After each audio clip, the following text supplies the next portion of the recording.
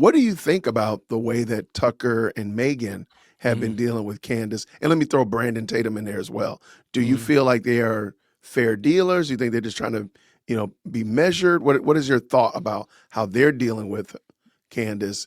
And of course, what you already know, who Candace is. Mhm. Well, each one of them are slightly different cases. Again, That's fair. I think we like to label everything under one thing, but human beings are complex, complicated creatures. Everyone has their own avatar online that we're judging in this theater of internet commentariat.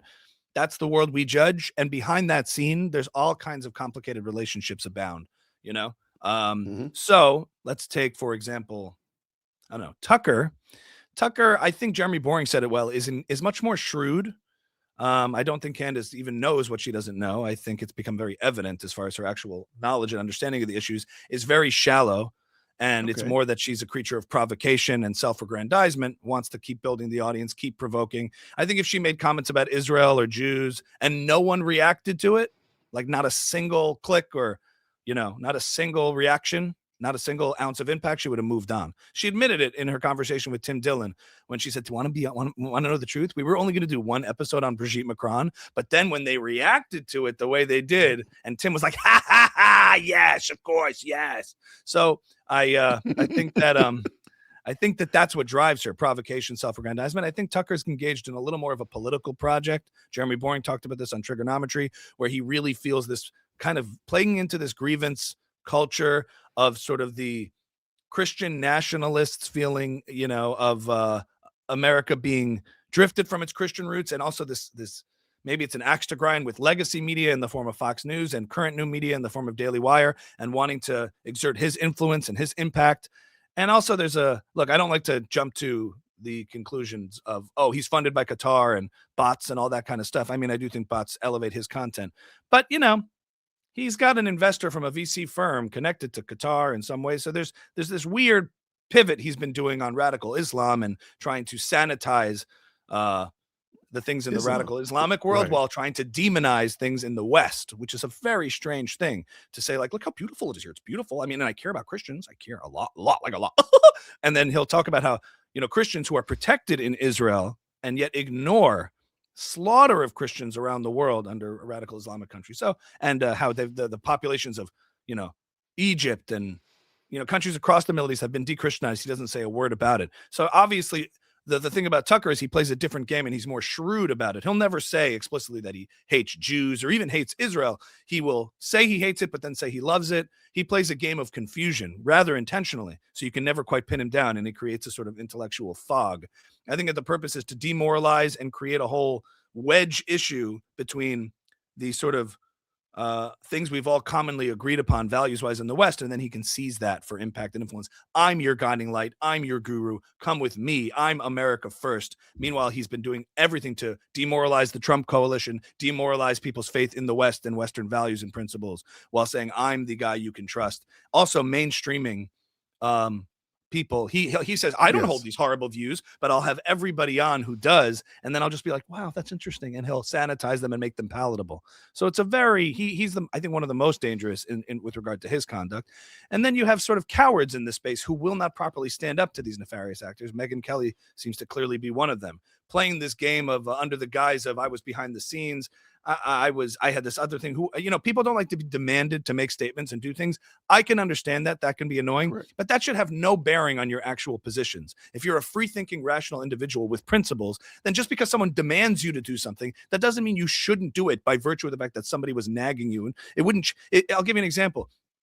Megyn is pro-life, right? I presume she's pro-life, Mhm. anti-abortion. If a bunch of people in the pro-life movement began demanding she say something pro-life, would she become less pro-life because other pro-lifers are annoying? It's like if you go to any movement or anybody on the same side of a political issue, there's a lot of disagreements and a lot of people saying you're doing this wrong or you're talking about this issue wrong. But who cares? If you're a real free-thinking, irrational actor, not motivated by emotion or temperament, then you still come to your similar conclusions regardless of others annoying you. But you've just admitted that you're reacting emotionally to these things.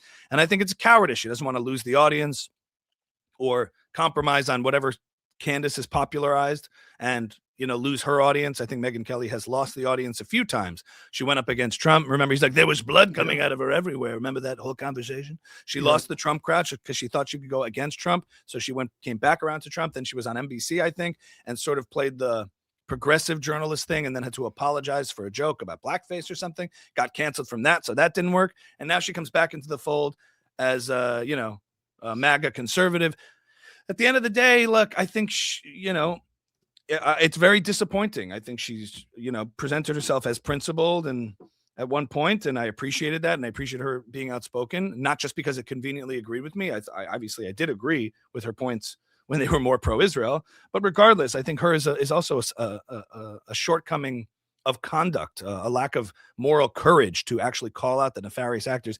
And I can understand that if you have a personal relationship with somebody, if you've been to Tucker's house for dinner and you have a personal relationship that goes beyond the public avatars that we all watch, that can compromise you a little bit. It's kind of understandable. I get it.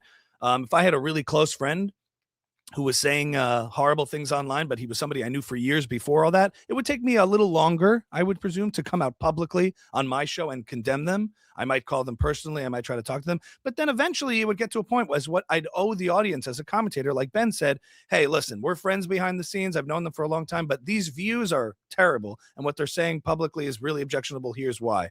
And I think Megyn's going to regret the position she's taken with regard to Candace because, like I said, this is not about ideas. It's about conduct. And I think she sort of drew her line in the sand there. And I think it'll be a big strategic mistake and not just a moral, ethical one. But that, to me, I lump into cowardice more than someone who's peddling dangerous ideas or she's against the Jews, she's against Israel now. It's less that and more just moral cowardice not to be actually stand up to those who are peddling the worst ideas. Brandon Tatum, I'm friendly with. He's a good guy. And I think he hasn't really spoken too much about it, but he's also spoken about the fact that when you have personal relationships with people that sort of transcend commentariat, transcend politics, transcend this online theater we're watching, it can compromise your ability to speak openly about certain things because we're all human beings. And, whether it's family or friends or very close relationships, I think he has stated that he disagrees with the position she's taken, but doesn't go further than that. And if there's personal reasons for that, there's personal reasons for that. I can't hold everyone to the sort of same level of scrutiny. I have my standards, but I also can understand why that can happen. It's just the nature of being human. I got you. Okay. No, I can respect that. Mm-hmm. And I might disagree a little bit on Brandon Tatum, but not by much. Mm-hmm. Let me ask you this before I get to some of the questions in the audience. And I judge him by what he said. I mean, Brandon has been very, very vocal and doing a lot of the work. And I have a lot of gratitude for that. So I think we have to approach these with a little bit of grain of salt and say, especially with the way people used to talk about Charlie and, the guy's batting. These people are not just tools at our disposal to do our bidding and say what you want me to say in that regard. Say what you want me to say to a certain point. I mean, Megyn went out of her way to defend Candace Owens. She went out of her way to try to challenge Ben's assertions and categorizations of the things she was doing. And it just became, pretty disingenuous or willfully blinding yourself. I think people can convince themselves that they're doing all sorts of things and motivated by all sorts of things, and they get very offended when you try to assume their motivations. I'm just judging the conduct, and it's been pretty cowardice on Megyn's part for sure. No, for sure. I'll talk about Brandon Tatum because I brought him up and I see a couple people's comments about him. Example being Brandon Tatum was very big chested about the fact that he and Candace have a relationship and they're friends and he sees her as a sister, which is perfectly fine. I don't argue that you have a relationship with somebody. However, he also made a lot of hay about how he loved and respected Charlie Kirk and actually gave funds to the Kirk family, went on AmFest and brought that big check out and all that kind of stuff, because he wanted everybody to know that he supported Erica Kirk. Well, there's a problem with your first statement because your sister is attacking the woman that you say you support. You just gave $300,000 to. Mm-hmm. So now we have a problem now. So what's the purpose of you giving money if the money that she's spending is going to lawyers to pay to defend her against your sister? So that's where I have a problem with Brandon. I'm like, I understand what you're saying, but I don't think that you've thought this all the way fully out because that doesn't work. Like, you're going to have to do something about this. You can't support Candace, sell her merch, be her merch distributor, and then also support Erica and give her funds when you sell a shirt on her behalf.